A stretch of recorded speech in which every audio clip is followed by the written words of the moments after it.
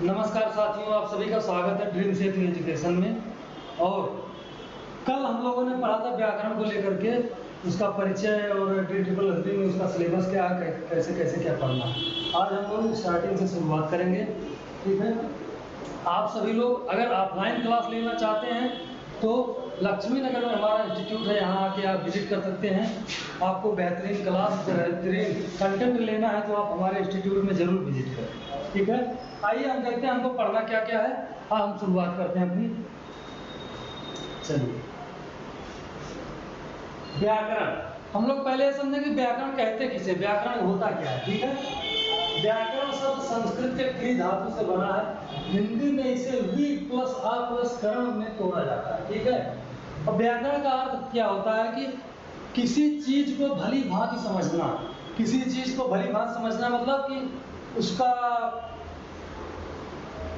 आगे का तत्व क्या है, उसका पीछे का तत्व क्या है, उसका अर्थ क्या है, उसकी प्रासंगिकता क्या है, उस चीज की, उसको तोड़ा मरोड़ा कैसे है, उसको कहाँ पे कैसे लगाना है, उससे वाक्य रचना कैसे करनी है, उसके शब्द कैसे बनाने हैं, इसको हम कहते हैं व्याकरण, ठीक है। इसकी परिभाषा है कि डिफिनेशन, व्याकरण वह माध्यम है जो हमें किसी भाषा के शुद्ध उच्चारण, शुद्ध लेखन व शुद्ध प्रयोग का ज्ञान प्रदान करता है, ठीक है। व्याकरण क्या है? व्याकरण वह माध्यम है जो हमें किसी भाषा के शुद्ध उच्चारण, शुद्ध लेखन, शुद्ध प्रयोग का ज्ञान प्राप्त कराता है। अर्थात जैसे हम लोग गाड़ी चलाते हैं या मान लीजिए हम लोग खाना बनाते हैं। खाना बनाने का एक तरीका है कि पहले हमको सब्जी लाना है बाजार से, उसको काटना है, धुलना है, फिर गैस जलाना है, उसके बाद प्याज का छौंका लगाना, जो भी सारी चीज़ है।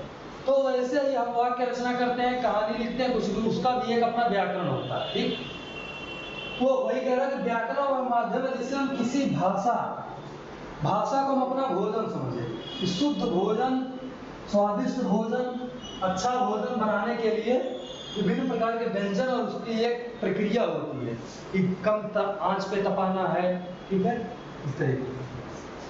तो व्याकरण वह माध्यम है जो हमें किसी भाषा के शुद्ध उच्चारण, शुद्ध लेखन व शुद्ध प्रयोग का ज्ञान प्राप्त कराता है या प्रदान करता है। अब हम देखते हैं व्याकरण के अंग कौन कौन से, इसके कितने भेद। व्याकरण के 3 प्रमुख अंग है, वर्ण विचार, शब्द विचार और वाक्य विचार। वर्ण विचार में हम लोग पढ़ेंगे स्वर व्यंजन आदि। वाक्य विचार में हम लोग पढ़ेंगे, शब्द विचार में शब्दों का निर्माण कैसे होता है, उनका प्रयोग कैसे होता है, शब्द कौन कौन से होते हैं, तद्भव, तत्सम, देशज, विशेषण आदि। वाक्य विचार में वाक्य रचना, ठीक। पहले कर्ता लगाना है, करण लगाना है, कर्म लगाना है, क्रिया लगाना कैसे क्या, इसको हम लोग वाक्य विचार के अंतर्गत समझेंगे, ठीक है। चलिए, वर्ण शब्द वाक्य। वर्ण क्या है? आ से लेकर के ज्ञान तक, आ से लेकर के ज्ञान तक, ठीक है। आ से लेकर ज्ञान तक तो टोटल कितने वर्ण मैंने बताया था? 49। और इसमें 3 जोड़ दिए जाते हैं, सरा, अड़ा और सड़क वाला, बढ़ाई वाला रहा, ठीक। इन तीनों को जोड़ देने पे हमारे हो जाते हैं टोटल 52, ठीक है। वर्ण शब्द क्या है? राम, रा प्लस आ प्लस न प्लस आ, ठीक। वाक्य क्या है? राम आम खाता है। वर्ण को समझो, वर्ण में हमारे आएंगे स्वर आएंगे, व्यंजन आएंगे, ठीक है। उसके बाद हम लोग वर्णों का उच्चारण स्थान पढ़ेंगे, ये सारी चीजें। अब देखिए, वर्णों के सार्थक योग से शब्द बनता है तथा शब्दों के सार्थक योग से वाक्य का निर्माण होता है। वर्णों का सार्थक योग, ठीक है, हम लिखते हैं मन। मन एक शब्द है, तो माँ को अलग कर दीजिए, ना को अलग कर दीजिए, तो इसका कोई अर्थ ही नहीं निकलेगा, यह निरर्थक हो गया। तो वही कह रहा है कि वर्णों के सार्थक प्रयोग से शब्द का निर्माण होता है, ठीक है। जैसे राम घर जाता है, राम घर जाता है, ठीक है, राम घर जाता है। अब रा को अलग कर दीजिए, फिर आ को अलग कर दीजिए, फिर माँ को अलग कर दीजिए, ये अलग अलग कर दीजिए। कोई अर्थ निकला? नहीं निकला ना? फिर घा को अलग कर दीजिए, रा को अलग कर दीजिए, फिर जा को अलग कर दीजिए, फिर आ को, फिर ता को, फिर आ को, उसके बाद हा को, फिर ऐ, कोई रख नहीं दीजिएगा।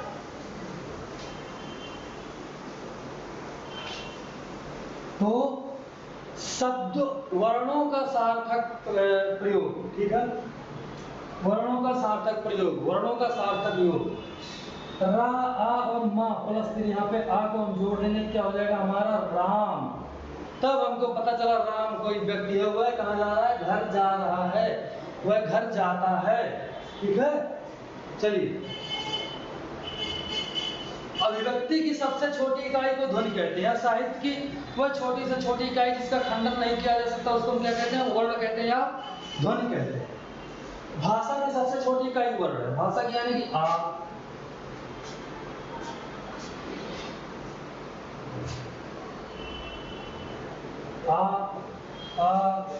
ई, का, खा, ये सब क्या है, वर्ण। ध्यान दीजिएगा, अभिव्यक्ति की यानी कि बोलने की सबसे छोटी इकाई क्या होती है, ध्वनि। और भाषा की सबसे छोटी इकाई क्या होती है, वर्ण। अब ध्वनि कहते हैं, जैसे मान लीजिए यहाँ पे हमने मान लिया, ठीक, आवाज आ रही, तो कभी क्या हम क्या करते हैं, जैसे मान लीजिए बच्चे क्लास में शोर कर रहे हैं, तो टीचर जो है डस्टर पीटता है, डंडा अपने टेबल पे छड़ी पीटता है, उससे क्या बच्चे शांत हो जाते, तो बच्चों को पता चल जाता है कि ये कुछ अभिव्यक्त कर रहा है, टीचर कुछ हमसे कहने की कोशिश कर रहा है, शांत रहो नहीं तो मार खाओगे या पिटाई हो, ठीक है। तो भाषा की सबसे छोटी इकाई क्या है, वर्ण है, और अभिव्यक्ति की सबसे छोटी इकाई क्या है, ध्वनि। तो भाषा की सबसे छोटी मौखिक इकाई भी ध्वनि है, भाषा की सबसे छोटी लिखित इकाई वर्ण है। भाषा की सबसे बड़ी इकाई क्या है, वाक्य। भाषा की सबसे बड़ी इकाई क्या होती है, वाक्य होती है, ठीक है। चलिए, अर्थ के आधार पर भाषा की सबसे छोटी इकाई शब्द होता है। तो भाषा के अर्थ के आधार पर कितने अंग हैं, शब्द और वाक्य। चलिए, भाव या भावार्थ के आधार पर सबसे छोटी इकाई वाक्य। हम वाक्य बोलेंगे तो अपना कोई भाव व्यक्त करते हैं, जैसे हमें मुझे सामान ला दीजिए, आप मुझे खाना दे दीजिए, मुझे खाना खाना, मुझे बम्बई घूमने जाना है, ये सारी चीजें। अब हम आते हैं अपने वर्णमाला। वर्णों के व्यवस्थित समूह को वर्णमाला कहते हैं। वर्णमाला किसे कहते हैं, वर्णों के व्यवस्थित समूह, यानी कि आ के बाद बड़ा आ ही आएगा, छोटी ई के बाद बड़ी ई ही आएगा, आ के बाद का नहीं आएगा, बड़ा आ के बाद चा नहीं आएगा, ठीक है। तो वर्णों के व्यवस्थित समूह को क्या कहते हैं, वर्णमाला कहते हैं। वर्णों के समुदाय को वर्णमाला कहते हैं। यूपीपी 2018 में लेके पूछा गया है, वर्णों के समुदाय को वर्णमाला कहते हैं। हिंदी में 52 मानक ध्वनियां हैं जिन्हें वर्ण कहा जाता है। इन्हीं 52 वर्णों के व्यवस्थित समूह को वर्णमाला कहते हैं। वर्ण उस मूल ध्वनि को कहते हैं जिसका खंड ना हो सके। वर्ण को ही अक्षर, आक्षर, यानी कि जिसका क्षरण ना हो। मैं कल बताया था, कल वाली क्लास में, साहित्य की छोटी से छोटी वह इकाई जिसका कभी खंडन नहीं किया जा सकता, उसको हम क्या कहते हैं, वर्ण कहते हैं, ठीक है। हिंदी में कुल वर्णों की संख्या 52 है। हिंदी भाषा की कुल लिपियां, वर्ण लिपियां 52 है। भेद, वर्ण के 2 भेद होते हैं, कौन कौन से, स्वर और व्यंजन। ये पूछा गया 2018 वीडियो क्लास में, ठीक है, वीडियो के एग्जाम में पूछा गया। क्या है, हिंदी में ध्वनियां कितनी प्रकार की होती हैं, कल मैंने बताया था, स्वर और व्यंजन। स्वर किसे कहते हैं, जिसे बोलने की, जिस वर्ण को बोलने के लिए किसी अन्य शब्द वर्ण की जरूरत ना पड़े, की सहायता ना लेनी पड़े, उसे हम क्या कहते हैं, स्वर कहते हैं, ठीक है। व्यंजन किसे कहते हैं, स्वर की सहायता से बोले जाने वाले वर्णों को व्यंजन कहा जाता है। चलिए, वर्ण 52 है, स्वर 11 है, व्यंजन। स्वर में हम पढ़ेंगे ह्रस्व स्वर, दीर्घ स्वर और पुंज स्वर।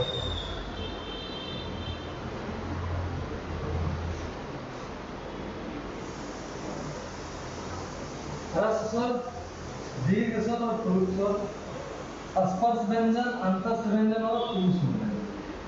ये 33 क्या है हमारे, व्यंजन है। और इधर 11 स्वर। समझ में आया, वर्णों में 11 स्वर हैं, 33 व्यंजन हैं। 11 प्लस 33 कितना हो जाएगा? 44। अब तो कह रहे होंगे कि यहाँ पे तो 52 लिखा हुआ है। ठीक है, 52 लिखा हुआ है। तब ऑप्शन अभी कितना हो गए? 46 हुए। उसके बाद कितने हुए? 49। अब कितने हुए? फिर क्या जुड़ा? सड़क वाला रहा, फिर पढ़ाई वाला रहा। अब कितने हुए? 52। समझ में आया कि नहीं आया? ठीक है, वर्ड का दिल बहुत बड़ा है। ठीक, ये सबको अपने में समाहित कर लेता है।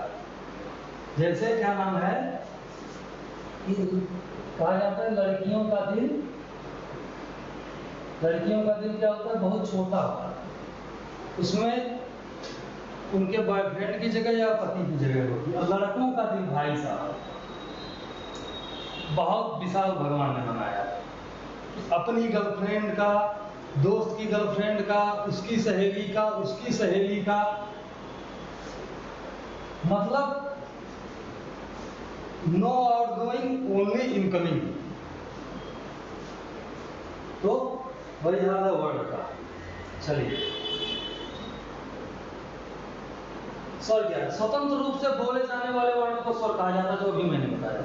स्वतंत्र रूप से बोले जाने वर्णों को स्वर कहा जाता है। जिनका उच्चारण स्वतंत्रता से होता है और जो व्यंजन के उच्चारण में सहायक होता है, उसे क्या कहते हैं? स्वर कहते हैं। इनकी संख्या 11, आ ई उ री ए ओ। मात्राएं 10, आ ई उ और भेद।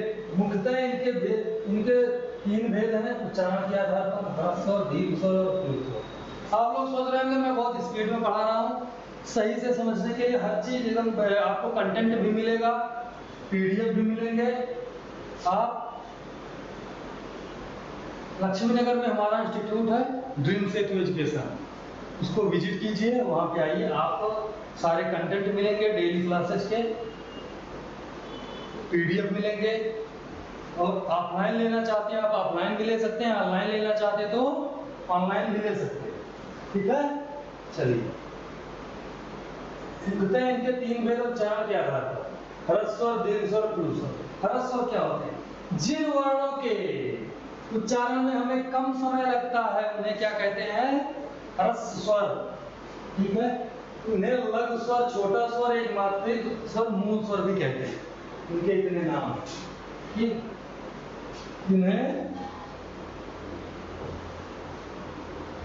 इन्हें लघु स्वर, छोटा स्वर, एक मात्रिक स्वर और मूल स्वर भी कहा जाता है। ठीक है, समझ में आया? जिन वर्णों के उच्चारण में हमें कम समय लगता है।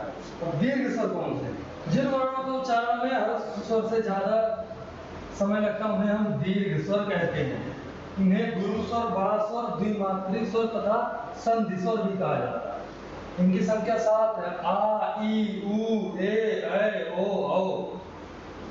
ठीक है, अब इसमें आते हैं मूल दीर्घ। मूल दीर्घ 3 है, एक बड़ा, बड़ी और बड़ा। ठीक है, चलिए, अब प्लुत स्वर क्या है? प्लुत स्वर जिन वर्ण स्वरों के उच्चारण में तिगुना समय लगता है उन्हें हम प्लुत स्वर कहते हैं। जैसे इनको हम त्रिमासिक कहते हैं। इनका प्रयोग मंत्र, जाप या फिर दूर से बुलाने के लिए पुकारा जाए। जैसे इधर आओ, देर तक हुआ ना। और हम लोग को कहते हैं क्या? ब्रह्मनाद करते हैं, ओम। तो उसमें क्या होता है? प्लुत स्वर उसको कहा जाता है। 3 गुना समय जब लगेगा। ठीक है, इसका प्रयोग हिंदी में ना होगा, संस्कृत भाषा में ज्यादा। अब तो हिंदी में भी होने लगा है। जैसे व्हाट्सएप पे भेजते हैं ना, क्या नाम है ये, ऐसे लिखेंगे।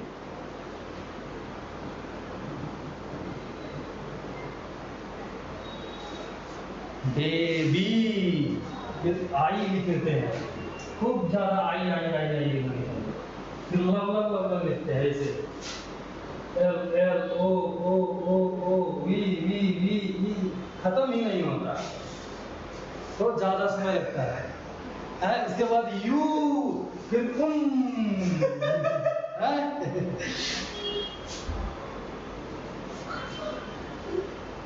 ऐसे बोलते ओम। ओम से समझ में नहीं आ रहा है तुम लोगों को? चलिए आ जाइए संयुक्त स्वर। जिन स्वरों की रचना दो अलग अलग स्वरों के मिलने से होती है उन्हें संयुक्त स्वर कहा जाता है। इसमें कौन कौन से हैं?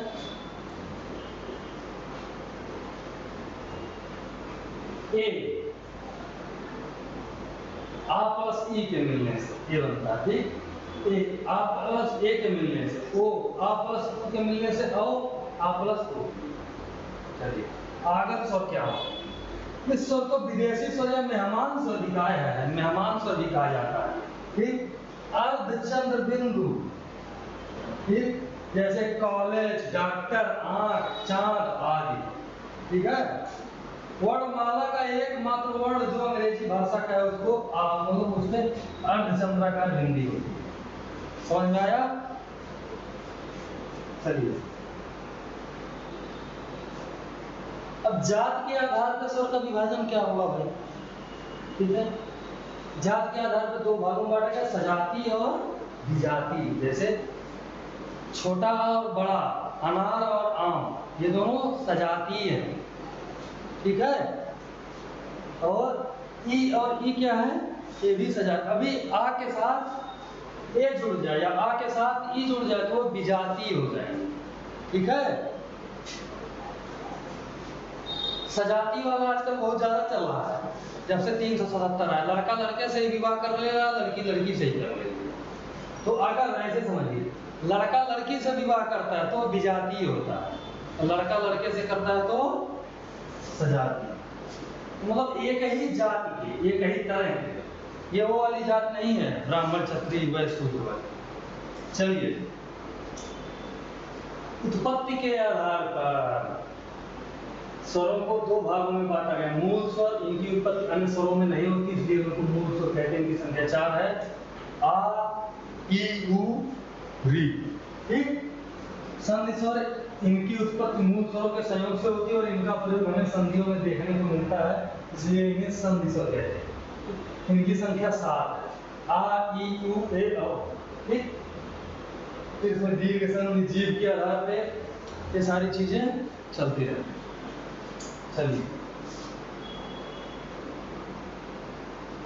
अब हम सीधे आ जाते हैं उस पर क्या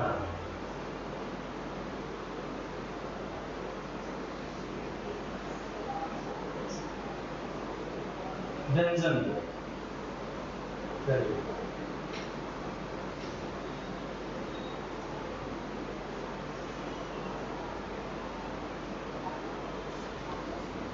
व्यंजन किसे कहते हैं? स्वरों की सहायता से बोले जाने वाले वर्णों को व्यंजन कहा जाता है। व्यंजन स्वतंत्र रूप से नहीं बोले जाते, जैसे का, ज्ञा, खा। हम कुछ भी बोलते, आ की ध्वनि उसके साथ निकले का, ठीक है। का हम ऐसे लिखते हैं, का बराबर का के नीचे हलंत लगा दिया का।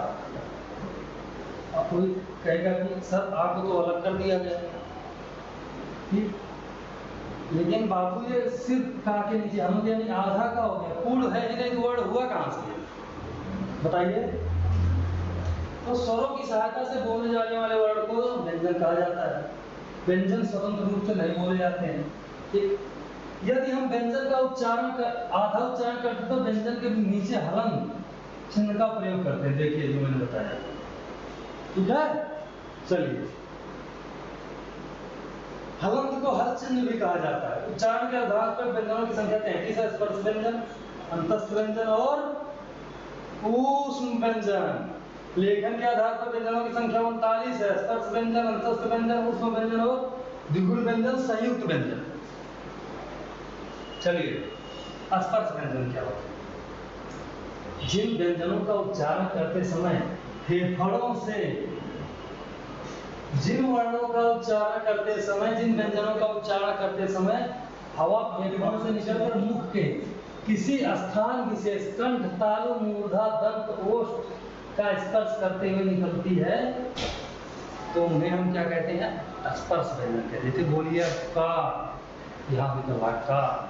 चा बोलेंगे तो जीभ ऊपर टच करती है तालु में, फिर ठा बोलेंगे, टा बोलेंगे तो मूर्धन में, ता बोलेंगे दांत से, पा बोलेंगे तो होंठ से, तो स्पर्श करता है। जिन व्यंजनों का उच्चारण करते समय हवा फेफड़ों से निकलकर मुख के किसी स्थान विशेष, कंठ, तालु, मूर्धा, दंत, ओष्ठ का स्पर्श करते हुए निकलती है, इसीलिए हम इन्हें स्पर्शी व्यंजन कहते हैं। टच करना। स्पर्श व्यंजन को 5 वर्गों में बांटा जाता है, इसीलिए इन्हें वर्गीय व्यंजन भी कहते हैं। स्पर्श व्यंजन का उदय जीभ से टकराने के बाद होता है ना? इसीलिए इन्हें हम उदित व्यंजन भी कहते हैं। उदित यानी कि उत्पन्न। स्पर्श व्यंजन में कुल संख्या 25 होती है, जिन्हें 5 वर्गों में बांटा गया है और प्रत्येक वर्ग में 5-5 व्यंजनों को रखा गया है। चलिए, का वर्ग हो गया कंठ, इसमें का, खा, गा, घा, अन्ना। ठीक, चा वर्ग चा, छा, जा, झा, या। टा वर्ग टा, ठा, गा, घा, ला। ता वर्ग ता, था, दा, धा, ना। पा वर्ग पा, पा, पा। का वर्ग, अब बोलिए लोग, आप लोग बोलिए का, यहां से निकल आना एकदम, का, खा, गा, घ, कंठ से। ठीक है, चा बोलिए, चा, छा, जा, झा, जीभ ऊपर जाके टच करती है तालु में, तो तालव्य हो गया। फिर टा, ठा, डा, डा बोलते हैं तो ये क्या है? मूर्धन। ता, था, ता बोलिए, बिना जीभ को अपने दांत में टच किए बोल ही नहीं सकते। ता, ता, था, दा, धा। पा बोलिए, बिना होंठ सटाए नहीं बोल सकते हैं, ओठ आपस में मिलना चाहिए। ठीक है, ओठ आपस में मतलब अपना ओठ आपस में मिलना चाहिए, दूसरे से मिलना। ठीक है, इतना ध्यान से सब देख रहे हैं। ओठ आपस में मिलना चाहिए। पा, हा, बा, भा।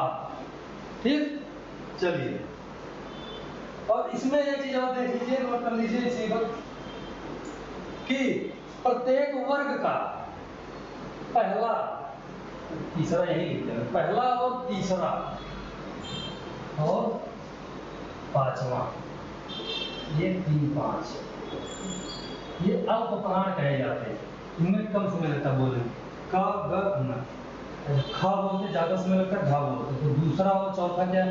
ये अल्प प्राण हो जाएंगे हमारे, अल्प प्राण। ठीक, और दूसरा और चौथा क्या हो जाएंगे? महाप्राण। ठीक,